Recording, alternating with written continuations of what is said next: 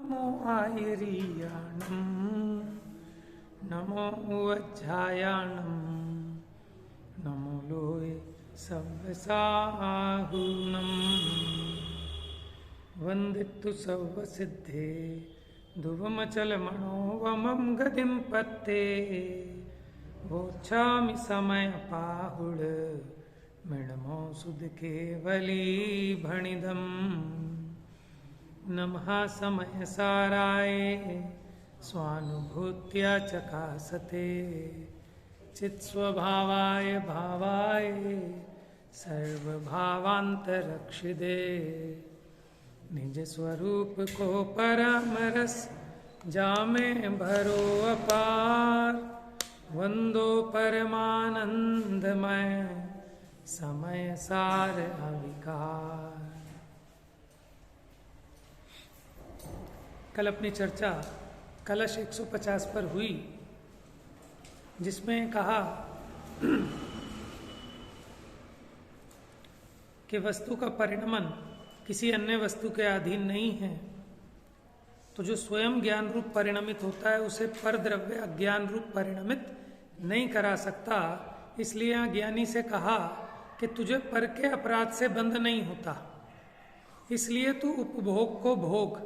तू ऐसी शंका मत कर कि उपभोग के भोगने से मुझे बंध होगा। सेम ऐसे ही उपदेश सांख्य मत में कपिल कोई हुआ है सांख्यमती, उसने भी सेम ऐसे ही उपदेश किया। तू भोगों को भोग, तुझे भोगों से कोई बंध नहीं होता। तू हंस खेल खा पी मौज कर। चारवाक भी कहता है, लेकिन सांख्य मत में कपिल हुए कोई उनके कपिल मुनि, उनने कहा तू खा हंस खेल और भोग, और ऐसी शंका मत कर कि तुझे कोई तेरी दुर्गति होगी। ठीक है, लेकिन वहां उन्हें अपेक्षा नहीं पता एक्चुअल में क्या है कि जितने भी ये निकले ना मतांतर, वो जो जैन मत ढंग से समझ नहीं पाए अथवा उन्हें कसाय तीव्र हुई। आपने नाम सुना होगा ना मंखली गौशाल, और एक दूसरा नाम और था मसकपूर्ण, या वो तो मसकपूर्ण था जिसने तुर्क मत चलाया था। ऐसे ही एक नाम और है, ऐसे ही उसका नाम इससे मिलता जुलता सही है। एक तो मंखली गौशाल और एक और था। तो इन्होंने क्या,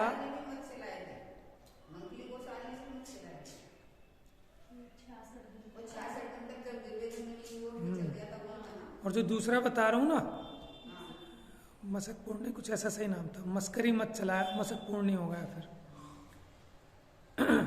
तो वो भी 11 अंग का पाठी था, उसको भी कसाई ये हुई कि हमें तो गणधर बनाया है नहीं ना, ये गणधर बन गए।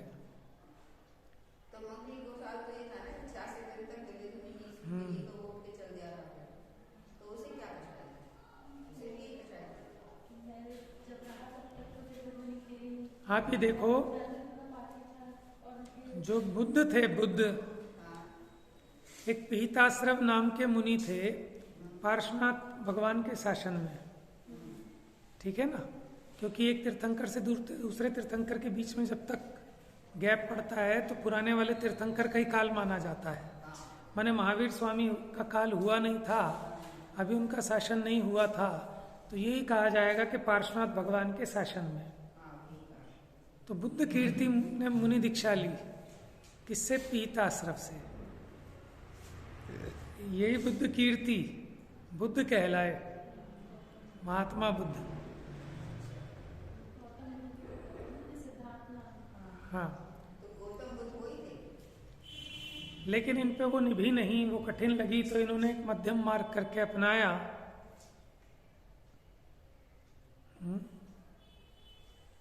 तो ऐसे आप देखना, अनेक मत ऐसे चले से मारीची, उसने 363 मत चलाए, क्योंकि धर्म तो एक ही था, लेकिन उस धर्म में से ही तीव्र कसाय होने के कारण उसका अन्यथा अन्यथा निरूपण किया, और ये नए नए मत बनाते चले गए एकांत के। तो इसलिए जैसा वहां आपको उपदेश मिलेगा ना, उस जैसा उपदेश यहाँ भी मिल सकता है। लेकिन यहाँ का जो उपदेश होगा वो हमने अपेक्षा से किया हुआ कथन है, लेकिन उनका जो कथन है वो यहाँ की एक अपेक्षा निकाल के उसी पे पूरा अपना एक सिद्धांत लेके बैठ गए। समझ में आया?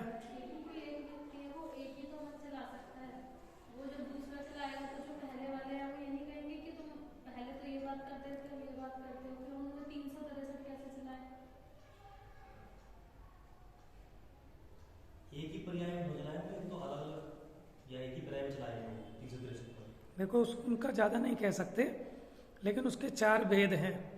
क्रियावादियों के इतने मत, अक्रियावादियों के इतने मत, अज्ञानी के और वैनयिक के माने विनय के इतने मत। अब हो सकता है कि वो अनेक पर्याय पर्याय में चलाए, कैसे क्या रहा उसका अपने को भी ज़्यादा ख्याल नहीं है, क्योंकि लंबा काल है, काफी लंबा काल है उनका। हाँ तो हो गई, क्योंकि देखो आदिनाथ के काल में इतनी लंबी उम्र होती थी। तो हम ये कह रहे थे, जैसे यहाँ कहा ना कि तू शंका मत कर भोगों को भोग, पर द्रव्य के अपराध जनित उससे तुझे बंध नहीं होता। माने यहाँ तो हमारा समझाने का प्रयोजन ये था कि कोई भी परद्रव्य किसी अन्य परद्रव्य का भला बुरा नहीं कर सकता। ठीक है ना, हमारा कोई प्रयोजन ये नहीं था कि तू भोगों में प्रवर्तन करे। फिर सोना बनाने की विधि इसलिए बताई थी कि इस शुद्धात्मा को कैसे प्रकट करें, उसके लिए दृष्टांत गाथा दी थी सोने बनाने की विधि की।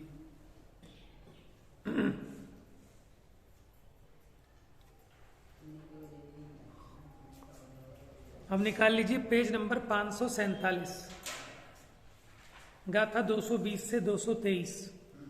और कल एक चर्चा आई थी ना कि चौथे गुण स्थान वाला मोक्ष मार्गी है नहीं, लेकिन गारंटी से उसके चारित्र होगा, इसलिए उपचार से उसको भी मोक्ष मार्गी कहा है।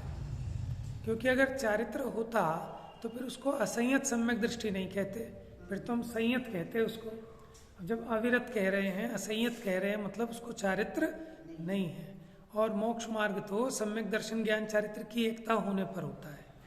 तो ये विषय है 9वें अध्याय में, पेज नंबर 314 पर। मोक्ष मार्ग प्रकाशक, हाँ देखो मैं ये तो कह रहा हूँ ना, वहां प्रश्न किया, पेज नंबर 314 ही है शायद, 9वां अधिकार के सम्यक दर्शन ज्ञान चारित्र की एकता का नाम मोक्ष मार्ग है। तो जो असंयत सम्यक दृष्टि है, असंयत क्यों कहा, जिसके चारित्र नहीं है तभी तो असंयत कह रहे हैं, तो वो मोक्ष मार्गी है कि नहीं? सम्यक दर्शन सम्यक ज्ञान तो है, लेकिन सम्यक चारित्र तो नहीं है, तभी तो उसको असंयत सम्यक दृष्टि कह रहे हैं। तो उन्होंने कहा कि भले ही ना हो, लेकिन उसके नियम से होएगा। वैसे ये मैंने कहीं पढ़ा था, सुना था कि सम्यक दर्शन होने के बाद थोड़ी बहुत शुद्धि चारित्र में भी आती है। ऐसा नहीं कि चारित्र बिल्कुल ही नहीं होता, पर ये कि वो इतना चारित्र नहीं होता होगा जिससे वो। आप ही देखो ना, उसका नाम आचार्य ने क्या रखा, असंयत। अगर थोड़ा बहुत भी होता तो हम देश संयत कह देते। मतलब वैसे था उसमें। हाँ, वो कहते हैं, उसको कहते हैं सम्यक्त्वाचरण। ये आया आपका अष्टपाहुड़ में, दर्शन पाहुड़ जो है वहाँ इसका वर्णन आया कि उसको सम्यक्त्वाचरण होता है। माने सम्यक्त संबंधी शुद्धि है, सम्यक्त में दोष नहीं लगाता। हाँ, संयमाचरण नहीं होता, सम्यक्त्वाचरण होता है। ठीक है, लेकिन अब बात समझने की ये है कि वहाँ इसका मतलब टोडरमल जी ने भी इस बात को स्वीकार किया है, तभी लिए उन्होंने कहा कि उसके सम्यक चारित्र होएगा, नियम से होएगा, इसलिए उसको उपचार से मोक्ष मार्गी कहा।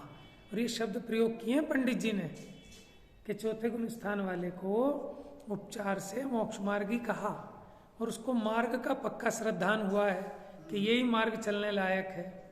इसलिए पढ़ लेना मोक्ष मार्ग प्रकाशक 9वां अध्याय, पेज नंबर 314 ही है। अब देखते हैं गाथा 220 से 223, पेज नंबर 547। भुंजन्तस्य विविहे सच्चित्तामचित्तमस्ये दव्ये शंखस्य सेद भावो न विसक्कदिकिणः गो कादुं तेहणानिस विविहे सच्चित्ताचित्तमिस्ये दव्ये भुञ्जन्तस्य विणाणं न सक्कमण्णाणदं नेदुं जय्या स एव शङ्को सेद सहावं तयं पजहि दून गच्छेच्च किणः भावं तय्या सुक्कतणं पजहे तहनाणि विहुजय्या नाण सहावं तयं पजहि दून अण्णाणेन परिणदो तय्या अण्णाणदं गच्छे। 4 गाथाएं हैं। जो शंख विविध सचेत मीश अचित वस्तु भोगते पर शंख के शुक्लत्व को नहीं त्यों ज्ञानी भी मिश्रित सचेत अचित वस्तु भोगते पर ज्ञान ज्ञानी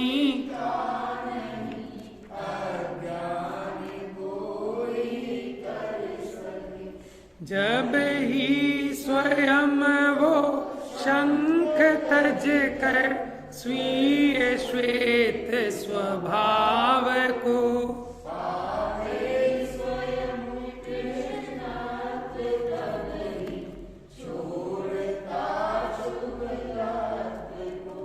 क्यों ज्ञानी भी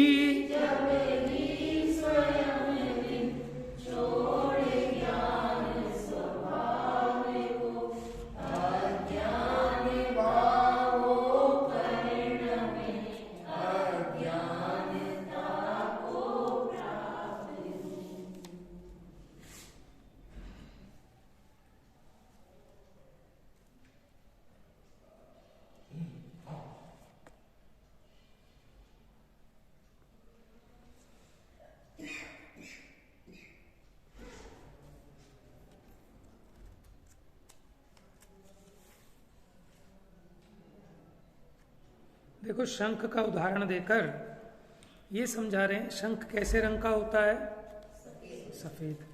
ठीक है, शंख भी जीव है ना, कितने इंद्रिय, 2 इंद्रिय जीव है, लेकिन उसमें से जीव निकल जाए तब भी तो शंख रहता ही है। ठीक है, तो वो सचित्त भी हो सकता है, अचित्त भी हो सकता है ना। अब जब तक वो सचित्त है तो माने वो किसी काले पदार्थ का भक्षण भी करे तो क्या काला हो जाता है? ठीक है ना। अथवा तो उस शंख पे कितना भी काले रंग का लेप किया जावे तो क्या वो काला हो जाता है शंख? वो अपने स्वभाव को नहीं छोड़ता। उसी प्रकार ज्ञानी भी भले ही सचित अचित अथवा मिश्र वस्तु का भोग करे, लेकिन उससे वो ज्ञान अज्ञान रूप नहीं हो जाता। हाँ, लेकिन जब वो शंख स्वयं अपने श्वेत स्वभाव को छोड़कर कृष्ण रूप परिणमित हुए, तब वो अपने सफेदीपन को छोड़कर स्वयं कृष्ण रूप होता है। उसी प्रकार ज्ञानी भी जब स्वयं अपने ज्ञान स्वभाव को छोड़कर अज्ञान भाव रूप परिणमित हुए तो अज्ञान रूप परिणमित होता है, माने पर के कारण से नहीं होता। ठीक है, देखो अर्थ इसका। जैसे शंख अनेक प्रकार के सचित अचित और मिश्र द्रव्यों को भोगता है, यानी खाता है। ठीक है, सचित अचित और मिश्र। सचित कौन होते हैं कि जो जीव सहित हैं वो सचित कहलाते हैं, जो जीव से रहित हैं वो अचित कहलाते हैं। और मिश्र कौन से होते हैं कि जीव अजीव सहित। जैसे मोटे उदाहरण में हार सचित है कि अचित? नेकलेस पहनते हैं ना, सोने का नेकलेस सचित है कि अचित है? अचित है। और वो महिला जो हार पहनती है वो महिला तो सचित है, लेकिन हार पहने हुए महिला ये मिस्र हो गया। समझ में आया? अच्छा, हमारे गांव में जितने लोग रहते हैं वो क्या है? सचित। ठीक है। और मकान है, मेज है, ये सब सामग्री है, ये सब अचित है। ठीक है। और हम ये कहें गांव, तो गांव आ जाएगा मिस्र में। समझ में आया? तो उदाहरण बनाया शंख का कि शंख सचित पदार्थ को भोगे, अचित्त को भोगे या मिश्र को। पता नहीं, वो पानी में नीचे पड़ा रहता है, तो वही जो उसको संयोग जहाँ पानी वानी का या कोई कीड़ा वीड़ा उसमें घुसता है, क्या है, ज़्यादा अपने को पता नहीं। तो उदाहरण में इतना ही समझना, भले वो कुछ भी खाए, किसी का भी भोग करे, उससे काला थोड़ी हो जाता है। ये अंग्रेज इतने गोरे हैं और मानो चाय बहुत पीते हैं, तो चाय पीने से थोड़े ना काले हो जाते हैं। उदाहरण में ऐसा लगा लो, होली के दिन उस पर काला रंग भी लगा दे तो भी काले थोड़ी हो जाते हैं। समझ में आया ना? ऐसा लगा लो, उदाहरण है वो तो। जैसे शंख अनेक प्रकार के सचित, अचित और मिश्र द्रव्यों को भोगता है, माने खाता है, फिर भी उसका श्वेत स्वभाव किसी के द्वारा काला नहीं किया जा सकता। ऐसे कोयले का सफेद नहीं किया जा सकता।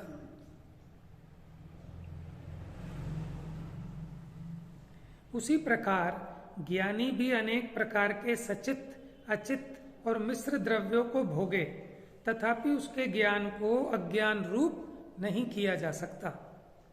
जब वही शंख स्वयं उस श्वेत स्वभाव को छोड़कर कृष्ण भाव को प्राप्त होता है, तब शुक्लत्व को छोड़ देता है। माने जहाँ शंख बिकते हैं, ये इनके जो मंदिर होते हैं हिंदुओं के, इनके मंदिरों के बाहर बिकते हैं। तो कई शंखों में आपको दाग भी मिलेंगे काले रंग के, कई शंख पीले भी मिलेंगे, कई शंखों में माने वो चितकबरे टाइप के भी मिलेंगे। तो किसी के करने से नहीं हुए, वो स्वयं उस रूप परिणमित हुए तो वैसे भी हो गए। और हो सकता है आपको ढूंढने पर काला शंख भी मिल जाए, लेकिन वो किसी के करने से नहीं हुआ, स्वयं से हुआ, अपने स्वभाव से हुआ है।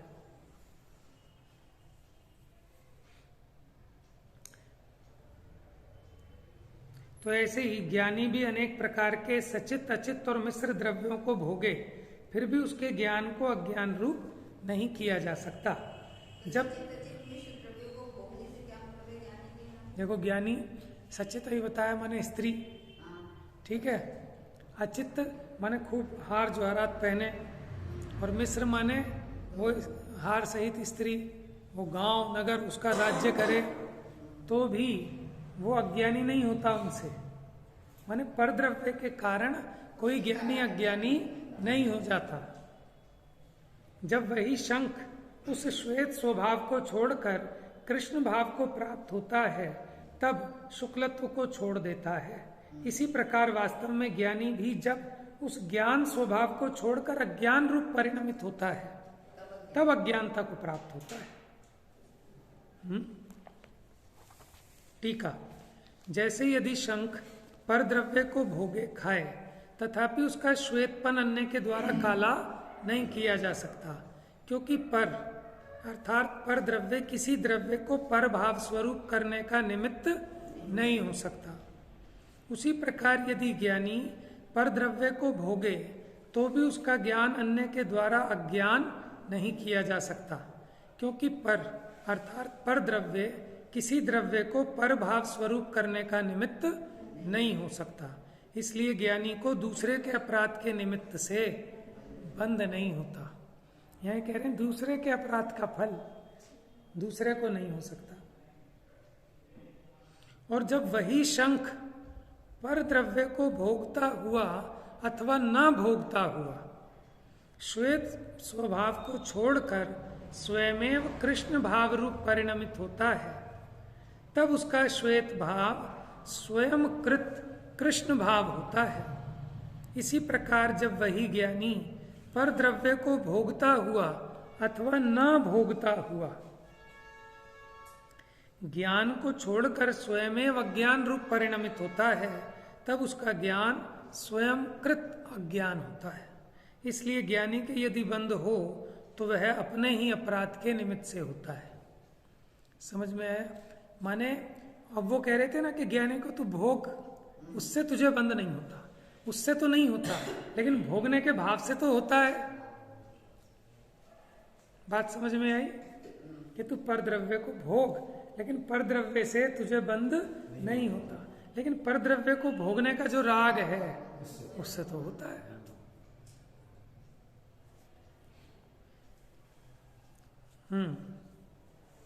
भावार्थ, जैसे श्वेत शंख पर के भक्षण से काला नहीं होता, किंतु जब वह स्वयं ही कालिमा रूप परिणमित होता है तब काला हो जाता है।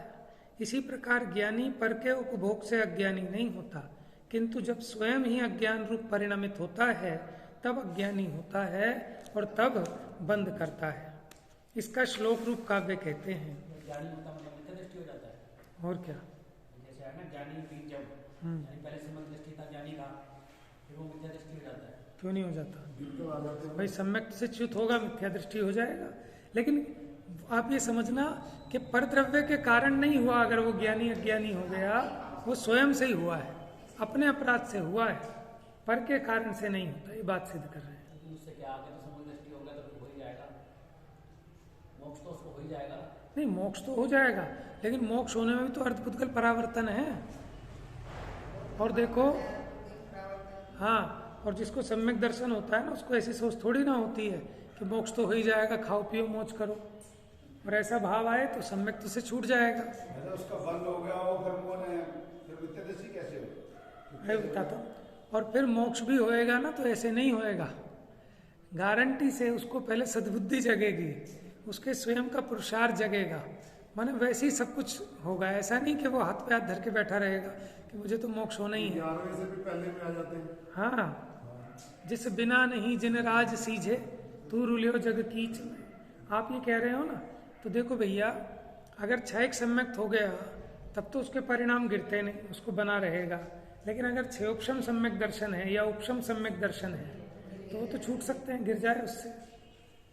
ज्ञानी होने के बाद भी वो स्वयं में अपना अपराध करे तो अज्ञान रूप हो जाता है। हाँ,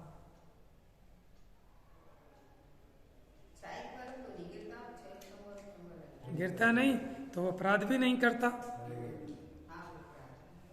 ऐसा थोड़ी है कि क्षयिक वाला अपराध तो करेगा, लेकिन अब क्योंकि क्षयिक हो गया तो वो गिरेगा नहीं, ऐसा नहीं है।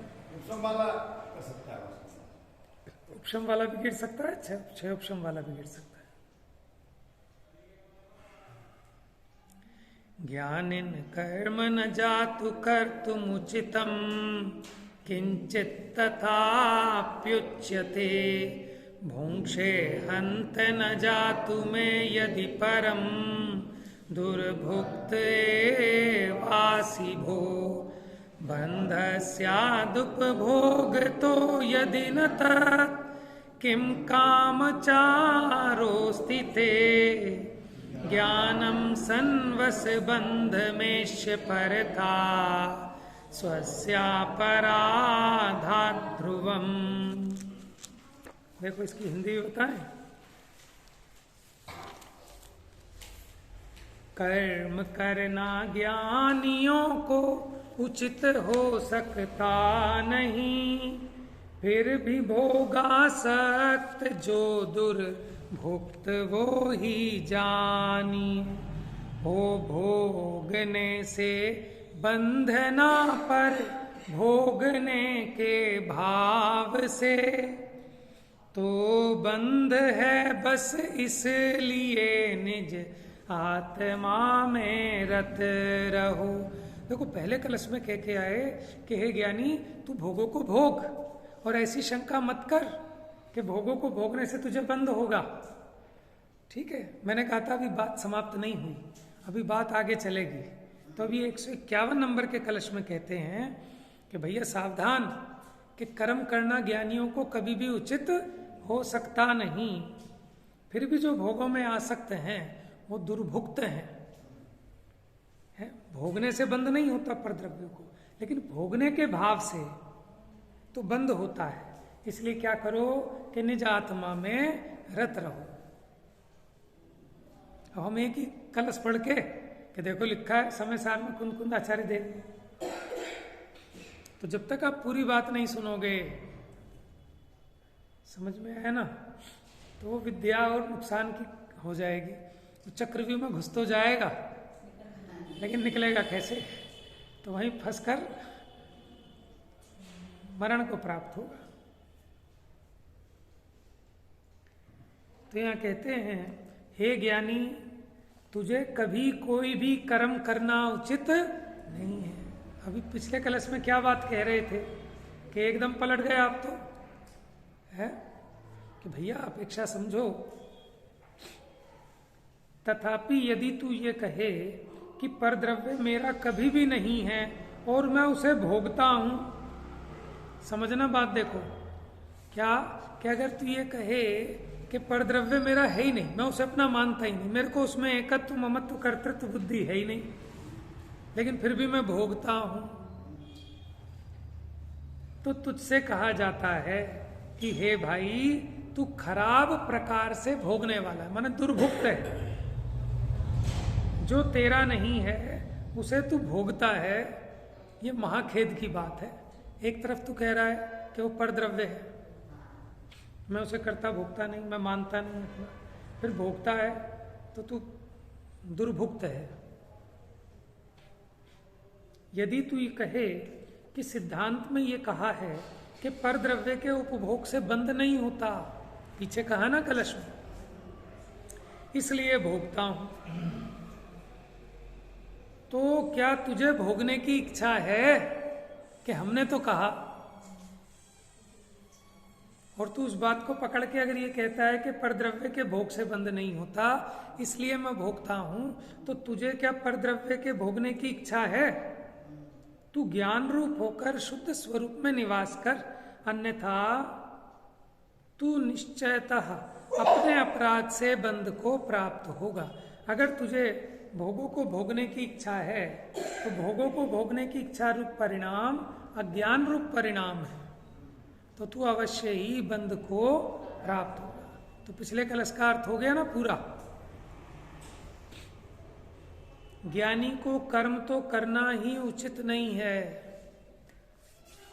यदि परद्रव्य जानकर भी उसे भोगे तो ये योग्य नहीं है, हो ही नहीं सकता कि जब हमने जान लिया कि इसमें मेरा सुख नहीं है, ये आसार है, ये परद्रव्य है, तो फिर उसका भोग हो ही नहीं सकता। हाँ बिल्कुल, लिखा इसमें आगे यही, यदि परद्रव्य जानकर भी उसे भोगे तो यह योग्य नहीं है। परद्रव्य के भोक्ता को तो जगत में चोर कहा जाता है कि तुझे परद्रव्य दिख रहा है और फिर भी तू उसे भोगे। मानो चलो कोई चीज मुझे अपनी दिख रही है, तब मैं उसे यूज करूं तब तो समझ में आए, अब मुझे दिख रहा है कि हैंकी मेरा है ही नहीं और फिर भी मैं इसे यूज करूं ऐसे, है तो इसका मतलब क्या हुआ? ये तो चोरी हो गई, नहीं हो गई? हाँ, कदाचित मुझे ये ख्याल में होता कि मेरा ही है और फिर मैं इसको यूज करूं तब तो चोरी नहीं हुई, लेकिन तू ज्ञानी है, तुझे तो समझ में आ रहा है कि मेरा नहीं है, पर है, लेकिन फिर भी मैं इसको यूज करता हूं, तो फिर तो चोरी का सरासर पाप हो गया है, बेईमानी हो गई, छल हो गया। तो कहते हैं तू खराब प्रकार से भोगने वाला है। फिर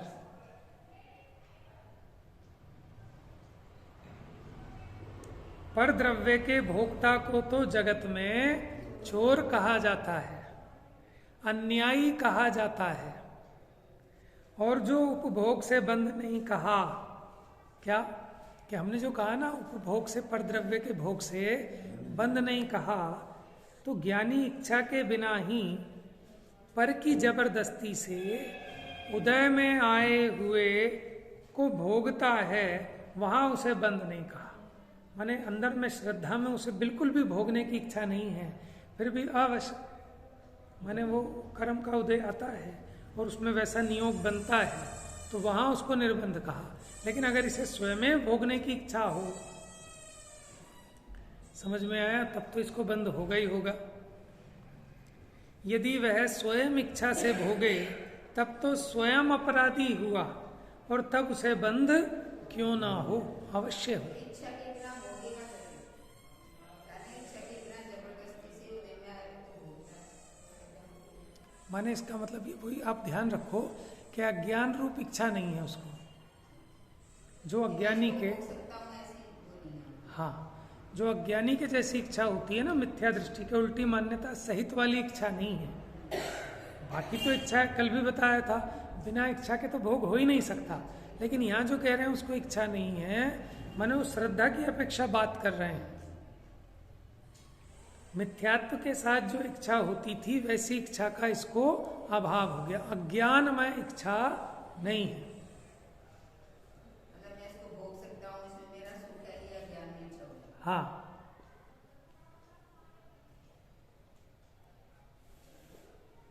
अब आगे की गाथा का सूचक काव्य कहते हैं,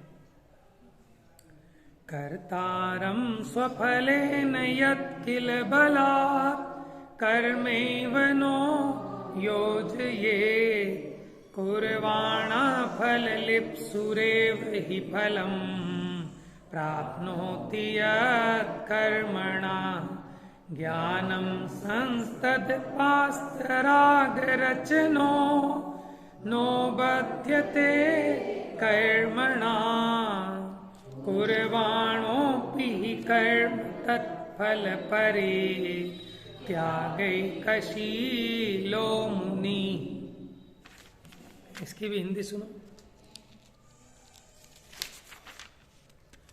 तू भोग मुझको ना कहे यह कर्म निज करतार को। क्या कर्म ये नहीं कहता कि तू मेरे फल को भोग।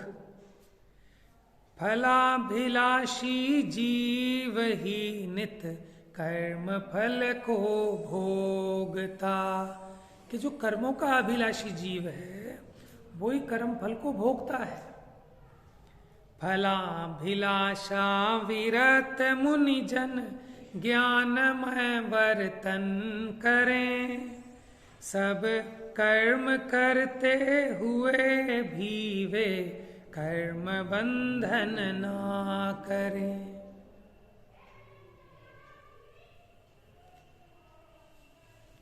देखो, कर्म ही उसके कर्ता को अपने फल के साथ जबरदस्ती नहीं जोड़ता, कि कर्म ये नहीं कहता कि तू मेरे फल को भोग, या जबरदस्ती उसे पकड़ के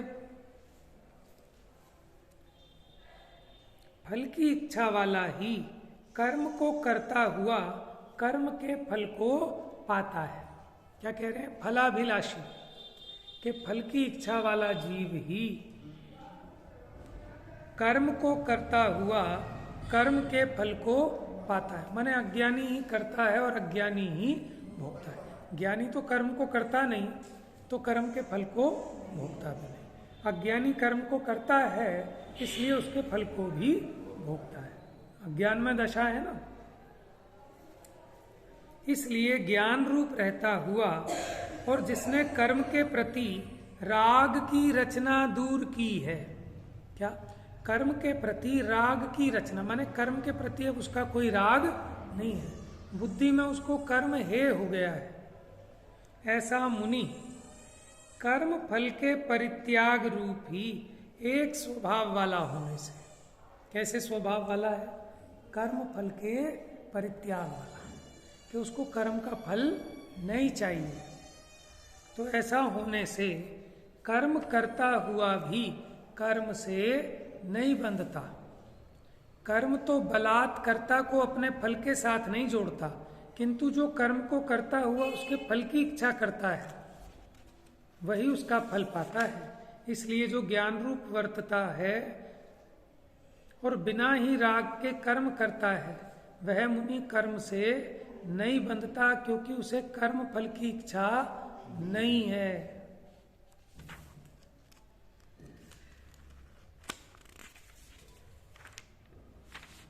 माने उसे राग तो है जितना भूमि का प्रमाण है, लेकिन राग में उपादेयपना नहीं है।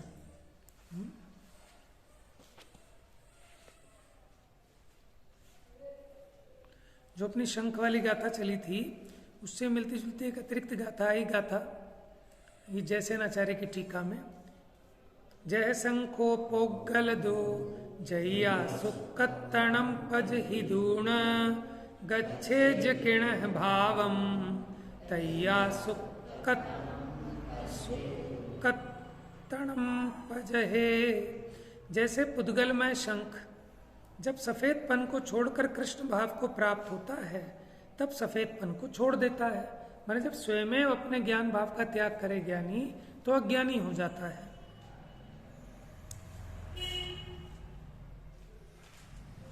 देखो अब आगे टीका 220 से 223 तक जो 4 गाथाएं चली थी उसकी आत्मख्याति टीका देखो। अब ज्ञानी के शंख के दृष्टांत द्वारा बंध का अभाव दिखाते हैं। जिस प्रकार सजीव शंख के श्वेत भाव को काला करने में कोई समर्थ नहीं है, क्या करते हुए होने पर भी, भक्षण करता हुआ होने पर भी, किसका? कर्मत्व को प्राप्त सचित अचित तथा मिश्र विविध द्रव्यों का। ये व्यतिरेक दृष्टांत रूप गाथा हुई। देखो व्यतिरेक क्या होता है कि जब हम नास्ति से करते हैं तो उसको कहते हैं व्यतिरेक, और अस्थि परक संबंध जब बताते हैं तो होता अन्वय। हाँ, तो यहाँ कहा ना कि उसको श्वेत भाव को काला करने में कोई भी समर्थ नहीं है। उसी प्रकार से ज्ञानी जीव के वीतराग स्व संवेदन लक्षण रूप भेद ज्ञान को रागपने या अज्ञानपने रूप करने में कोई समर्थ नहीं है। किस कारण से समर्थ नहीं है? क्योंकि स्वभाव को अन्यथा करने में कोई भी समर्थ नहीं है। क्या करते हुए होने पर भी स्वभाव को अन्यथा करने में कोई समर्थ नहीं, कि भोगते हुए होने पर भी किसको? स्वकीय गुणस्थान अवस्था योग्य सचित अचित मिश्र विविध पर द्रव्यों को भोगते हुए। इस कारण से चिरकाल से बंधे हुए कर्मों की निर्जरा ही होती है और नए कर्मों का संवर होता है। इस प्रकार व्यतिरेक सिद्धांत गाथा हुई। अन्वय व्यतिरेक शब्द से सर्वत्र विधि निषेध जानना चाहिए।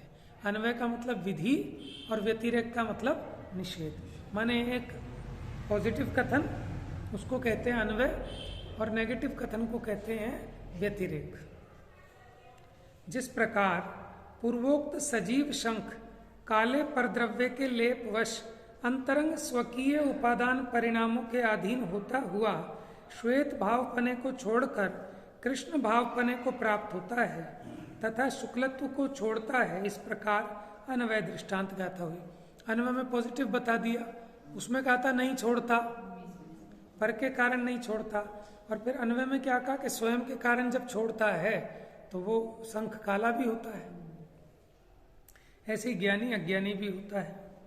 जो अतिरिक्त गाथा आई थी उसका अनुवाद, जैसे निर्जीव शंख कृष्ण रूप पर द्रव्य के लेपवश अंतरंग उपादान परिणाम के अधीन होता हुआ श्वेत स्वभाव पने को छोड़कर कृष्ण भाव पने को प्राप्त होता है, तब शुक्ल भाव को छोड़ता है। इस प्रकार निर्जीव शंख के निमित्त दूसरी अन्वय दृष्टांत गाथा हुई। उसी प्रकार से ज्ञानी जीव भी वास्तव में स्वकीय प्रज्ञा के अपराध से, माने अपनी अज्ञानता से, वीतराग ज्ञान स्वभाव पने को छोड़कर मिथ्यात्व रागादि अज्ञान भाव से परिणमित होता है। तब स्वस्वभाव से च्युत होता हुआ अज्ञान पने को प्राप्त होता है। स्वस्वभाव से माने अपने से ही, किसी पर के करने से नहीं। तो जब अज्ञान पने को प्राप्त होता है तो फिर उसके संवर पूर्वक निर्जरा नहीं होती, ऐसा भावार्थ है। ठीक है, देखो इससे ज्यादा इंपॉर्टेंट पीछे वाला कलश था, ये 151 नंबर का। उसमें एक बात ये अंडरलाइन कर लेने जैसी है,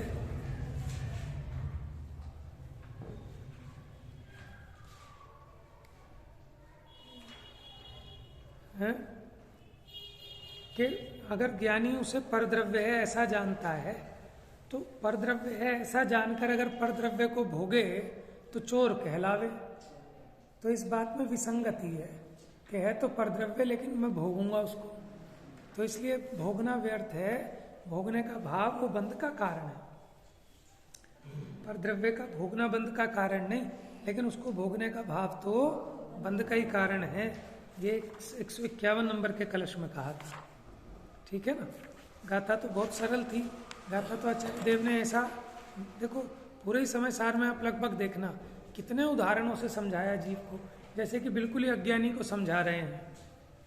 फिर भी लोग कहें कि समय सार कठिन है, कि समय सार कठिन नहीं है। एक बार को आप आत्मख्याति को कठिन कह सकते हो, लेकिन आप समय सार को कठिन नहीं कह सकते। समय सार तो ये जो गाथाएं चल रही है ना, ये समय सार है। और जो अमृत चंद्राचार्य की टीका है वो आत्मख्याति है। वो एक बार को आप कह सकते हो कि वो विद्वानों को समझ में आए ऐसी है। लेकिन जो समय सार है वो तो बहुत आसान है। जैसे वो तो संघ के उदाहरण से बता रहे हैं, 3 गाथाएं कह दी, उसके लिए 4 गाथाएं। तो बताओ इससे ज्यादा कितना आसान समझाएं? इससे आसान क्या विद्या हो सकती है? ये तो एक भील को भी समझ में आ जाए ऐसी चीज है। सोने की और लोहे की बताई बहुत आसान। बताओ, सोने के कीचड़ में पड़ गया, लोहा लिप्त नहीं, वो लिप्त हो जाता है, वो लिप्त नहीं होता। कितने उदाहरण दे दे के समझाया है। कुम्हार के घड़े से कितने उदाहरण। फिर हम कहें कि समय सार कठिन है। शेष चर्चा कल करेंगे। मिथ्यात्म